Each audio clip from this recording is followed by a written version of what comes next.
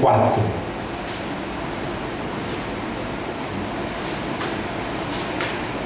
Eu quero ler os 5 primeiros versos.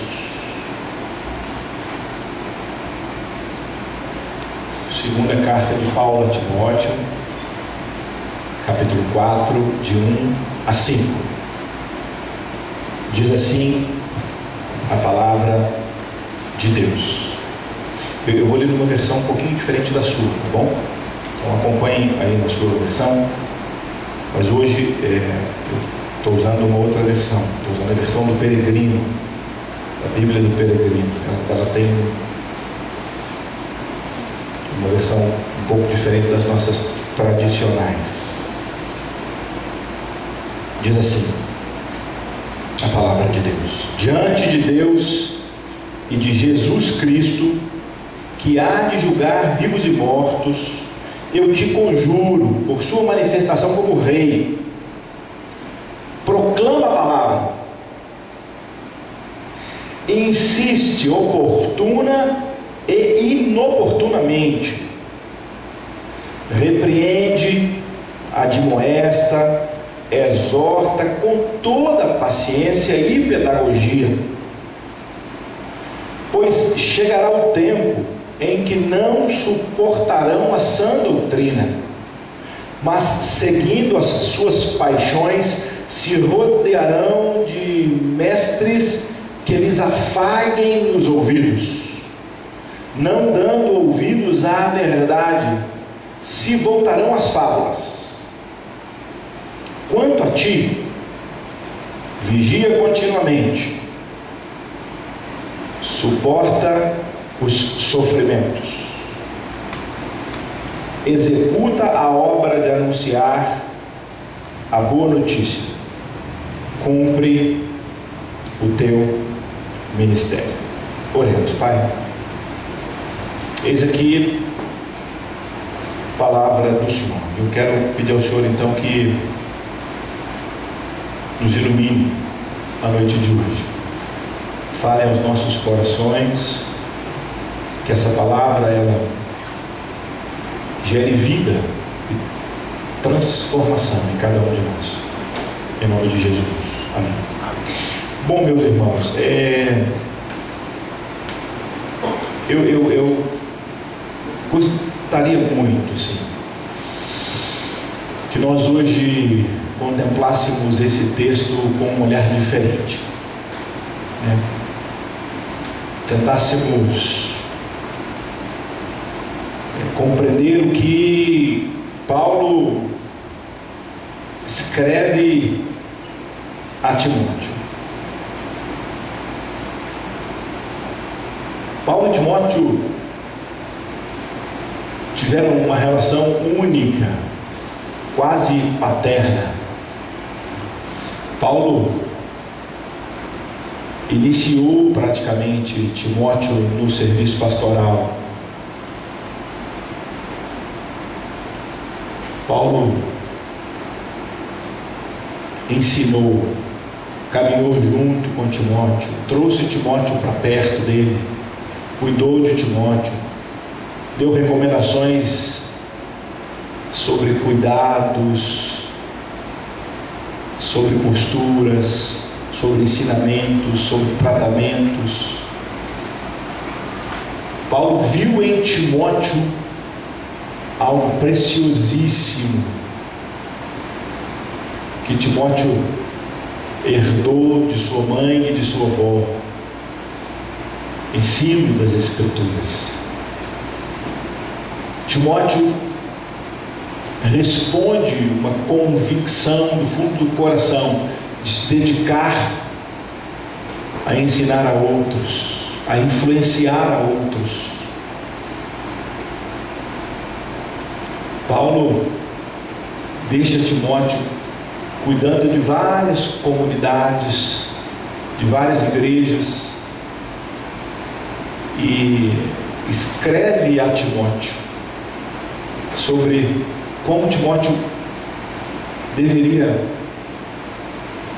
agir, e de maneira especial, ainda por ser mais novo, jovem, em uma cultura onde o jovem não tem lá tanto respeito assim. É uma cultura onde os mais velhos, sim, são muito respeitados, mas os mais novos não. E aqui nós temos Timóteo cuidando de várias comunidades de fé, enfrentando primeiro a si próprio, as suas dificuldades, as suas tentações, a sua humanidade, os seus medos, os seus temores, e de repente agora como instrumento de Deus na vida de uma multidão.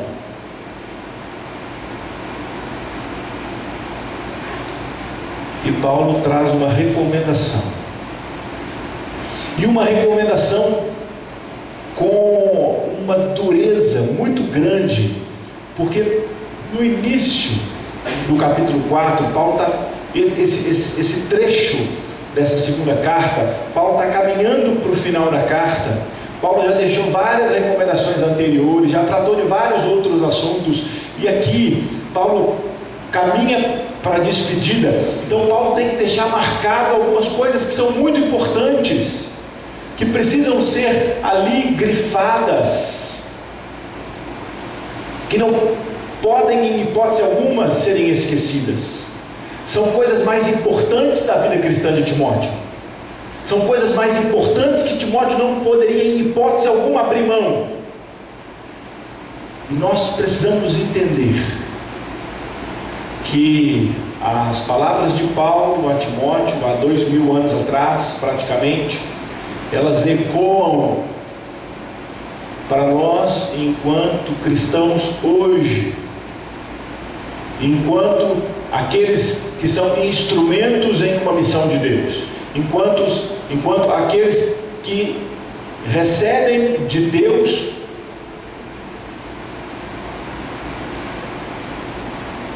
a adoção. Somos filhos, somos filhas, e temos agora a mesma responsabilidade hoje de proclamação do mesmo evangelho que Timóteo tinha lá naquelas comunidades. Seja em qualquer esfera que qualquer um de nós aqui possa trabalhar. Na vida, hoje de manhã usei um termo que o John Stott usava, que é a evangelização encarnacional. É na vida o Cristo se fazendo conhecido, é na experiência do caminho, vivendo, aprendendo, o Cristo vai se revelando. E aqui Paulo dá uma chamada com testemunhas eternas. Ele diz assim: Timóteo, eu estou chamando aqui a presença primeiro da manifestação de Deus. Ele lembra da vinda de Cristo, ele lembra do julgamento, ele lembra do Criador, e diante dele eu estou tirando de você um juramento santo e eterno. Conjurar é tirar um juramento diante de testemunhas qualificadas com um conteúdo santo. E é isso que Paulo está tirando de Timóteo. Paulo está tirando de Timóteo um juramento santo diante de testemunhas qualificadas, Deus o Pai e Deus o Filho, para que Timóteo não esquecesse de algumas coisas que são essenciais à vida dele enquanto cristão. E essas coisas estão aqui no verso 2: proclama a palavra, insiste oportunamente e inoportunamente, repreende, admoesta, exorta com toda paciência e pedagogia. Aquilo que é do seu serviço, aquilo que é do dom que Deus te deu.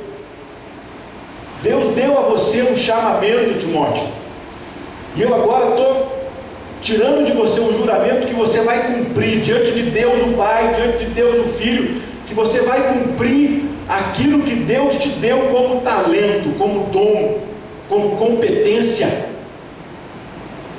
que você não vai cruzar os seus braços, Timóteo, que você vai valorizar aquilo que você recebeu de Deus, e vai fazer aquilo que Ele confiou nas suas mãos. E aqui eu paro um pouquinho e reflito com os meus irmãos.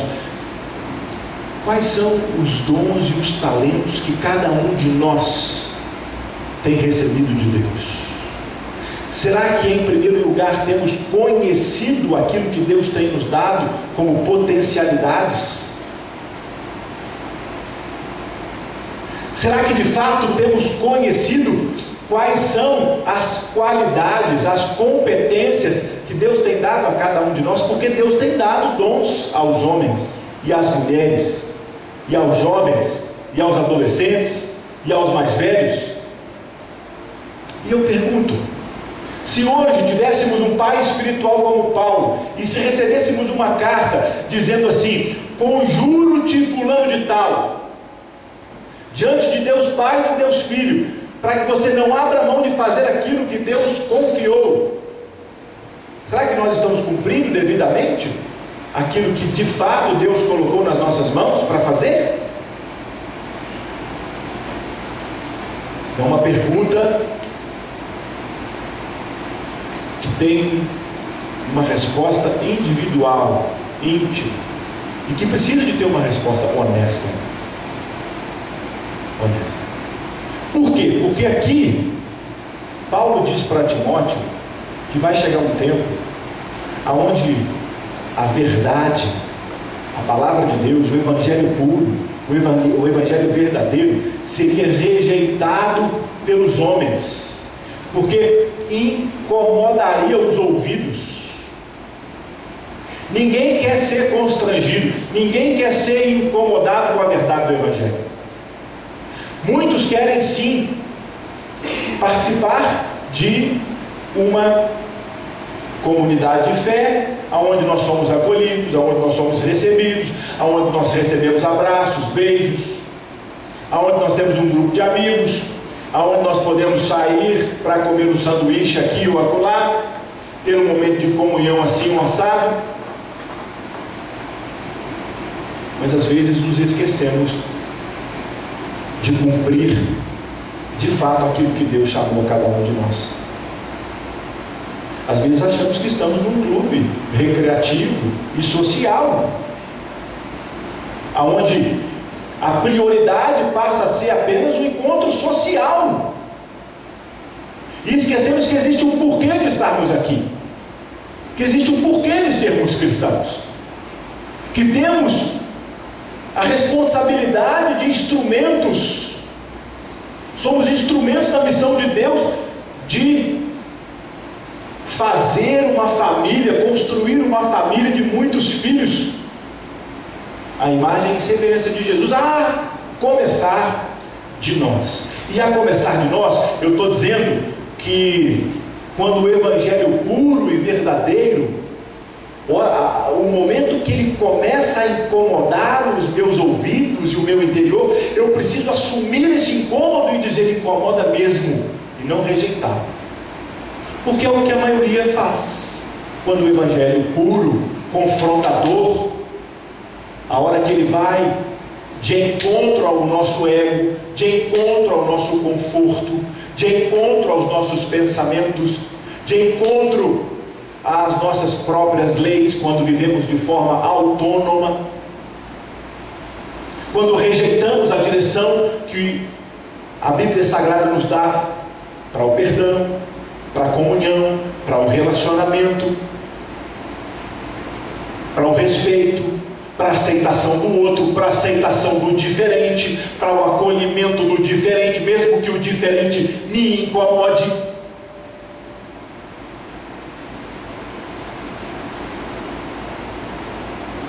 E aí, para o meu conforto, eu rejeito a verdade do Evangelho, seleciono alguns textos e parece que estou bem. Isso não é cristianismo, meu irmão.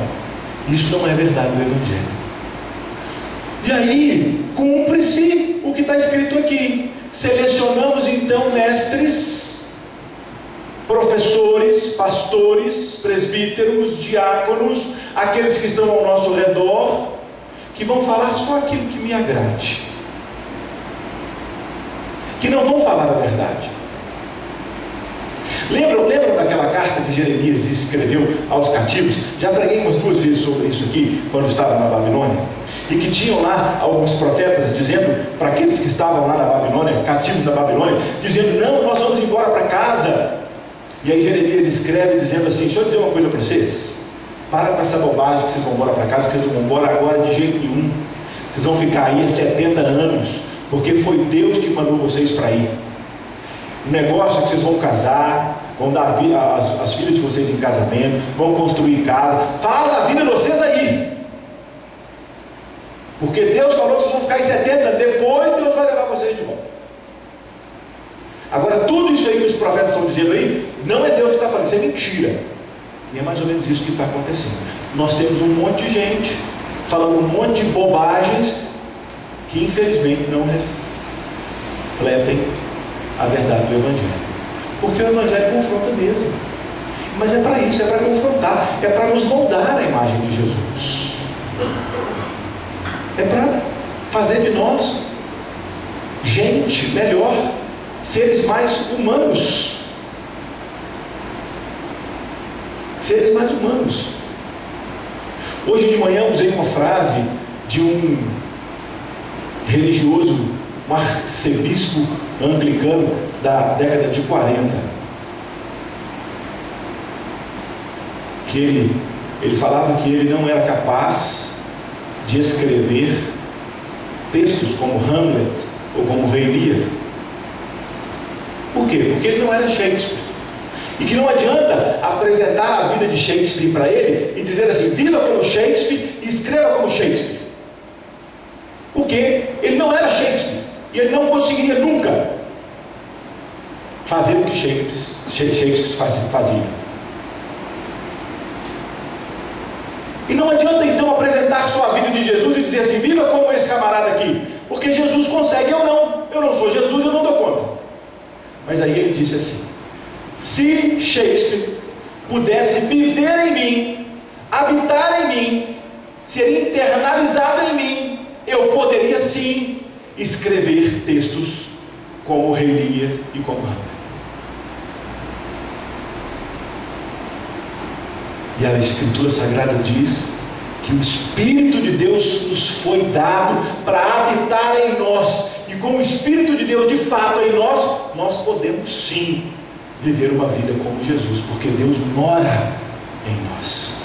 É muito diferente, porque esse Espírito vai mostrar para mim, vai me incomodar quando a minha vida não está bem aferida ao padrão maior, e vai fazer com que eu me arrependa e busque esse padrão, me incomode quando esse padrão não está próximo de mim. Para finalizar, para que nós então não nos conformemos com mestres que dizem só coisas boas e afaguem aos nossos ouvidos palavras deliciosas e confortáveis, mentirosas. Ele finaliza esse pequeno trecho dizendo assim, lá no verso 5: quanto a ti, olha que coisa linda, quanto a ti, ele diz assim: vigia continuamente. E é o que a gente precisa fazer. Eu preciso fazer uma autoavaliação, é diária, meus irmãos. Aquilo que fazemos diante da mesa do Senhor: examine-se, pois, o homem a si mesmo, coma do pão e beba do cálice. Aqui é todo dia. Quando eu acordo e boto a cara no espelho, eu preciso olhar para aquele cara que está lá com honestidade, com sinceridade, e perguntar assim: quem que você é? Você acolhe o outro? Você respeita o outro? Você aceita aquele que é diferente de você? Como que é a sua relação com o outro? Como que é a sua relação com você? Como que é a sua relação com Deus? Eu preciso de ter essa vigilância. Cotidianamente, suporta os sofrimentos. Hoje nós falamos que é uma consequência da certeza que somos corpo de Cristo e que Deus imprime em nós a imagem dele. Se Deus imprime em nós a imagem de Jesus, meu irmão, deixa eu dizer uma coisa para você, nós temos parte do sofrimento dele também. Vamos parar com essa bobagem que aquele que serve a Cristo não sofre. Isso é mentira. Evangelho tem cruz e cruz de verdade, e ele sustenta a gente na cruz, na adversidade, no sofrimento. Paulo está dizendo para Timóteo aqui: suporta, não é rejeita, não é repreende, não é amarra, não é falar que ele é do capeta, não é isso não, é suportar o sofrimento, porque o sofrimento faz parte da vida. O sofrimento é como se fosse um esmeril ali, ó, moldando a gente, fazendo a gente melhor. Executa a obra de anunciar aqui. Não pare de proclamar, mesmo imperfeitos. Quantas vezes eu já ouvi, meus irmãos, quando eu tiver melhor, quando eu tiver me sentindo melhor comigo mesmo, me sentindo mais perdoado, quando eu resolver essa pendência desse pecado meu, aí eu vou proclamar o Evangelho. Então aqui, para com essa bobagem, resolve que você não é cristão, vai viver a sua vida que é muito melhor. Porque o Evangelho é proclamado por pecadores que experimentaram perdão, que conhecem perdão, que se entendem como pecadores. Perdão só pode ser dado por quem recebe. Só isso. Quem não recebe perdão, meu irmão, deixa eu dizer uma coisa para você, não pode dar. Porque não tem para dar. Primeiro porque é orgulhoso demais e acha que não tem nem o porquê ser perdoado. Acha que é o bom da bola, né? Que não precisa de perdão. Então o Evangelho de Jesus não é para você, se você é escravo. Tá certo? Porque o Evangelho de Jesus é para pecador. Deus ouve a oração, é de quem bate no peito, fala assim: Senhor, tem misericórdia de mim, pecador. E a única coisa que Deus resiste é ao soberbo. E por último, ele diz assim: cumpre o teu ministério. E eu pergunto: qual que é o teu ministério, meu irmão e minha irmã? O que Deus confiou na sua mão para fazer? Eu estou dizendo é individual agora. É individual. Será que nós estamos cumprindo aquilo que Deus confiou nas nossas mãos? Voltando lá no início do texto. Porque é isso que Paulo estava dizendo. Quando Paulo conjura Timóteo, tira esse juramento santo de Timóteo, é para que Timóteo não esquecesse de jeito nenhum daquilo que ele recebe de Deus. E eu pergunto: o que você recebeu de Deus? Está cumprindo? Se não está, não? Aqui, vamos cumprir junto? Vamos cumprir junto? Estou te chamando hoje para juntos cumprirmos aquilo que Deus confiou nas nossas mãos. Porque assim, eu tenho certeza que muitas coisas acontecerão ao nosso redor. Muitas coisas. Nós vamos ver sustentos únicos em nós mesmos. Nós vamos experimentar sustentos únicos de Deus em nós mesmos. Nós vamos ver transformações tremendas ao nosso redor. Quando simplesmente olharmos para nós mesmos, reconhecermos os dons e os talentos que Deus nos deu e colocarmos em prática. Só isso. Para isso, é só a gente tirar os olhos um pouquinho só do nosso próprio brilho e olharmos ao nosso redor. Tenho certeza que você vai descobrir alguma coisa que Deus colocou na sua mão para fazer. Que Deus então nos abençoe, em nome de Jesus. Fique de pé comigo, pode ser.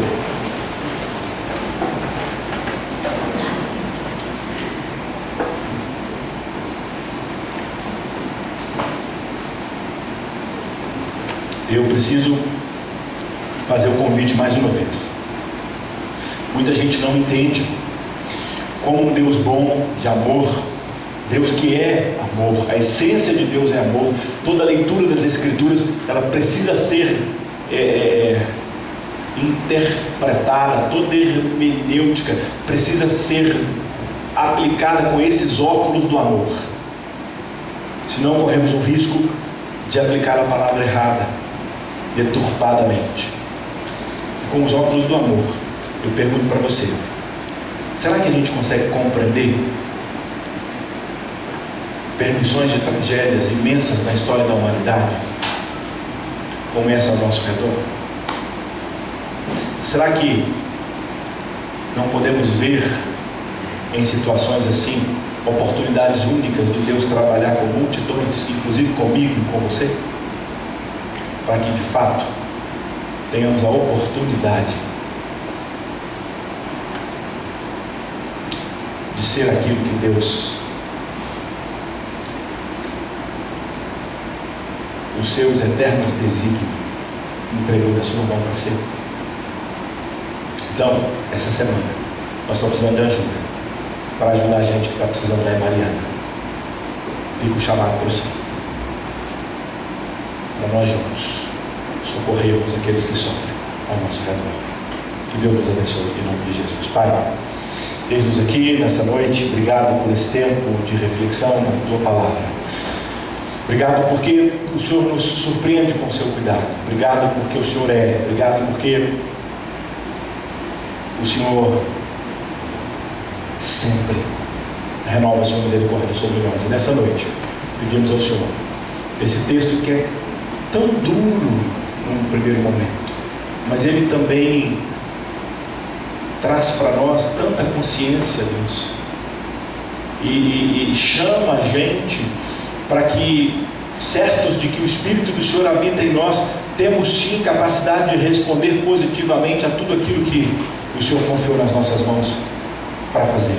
Não queremos enterrar o talento, não queremos fazer ali um buraco e guardar aquilo escondido, não, queremos partilhar, fazer o Senhor conhecido através das ações, das nossas mãos, dos nossos pés, da nossa voz, da nossa vida. Que seja assim, Senhor, em nome de Jesus. Amém. Graças a Deus.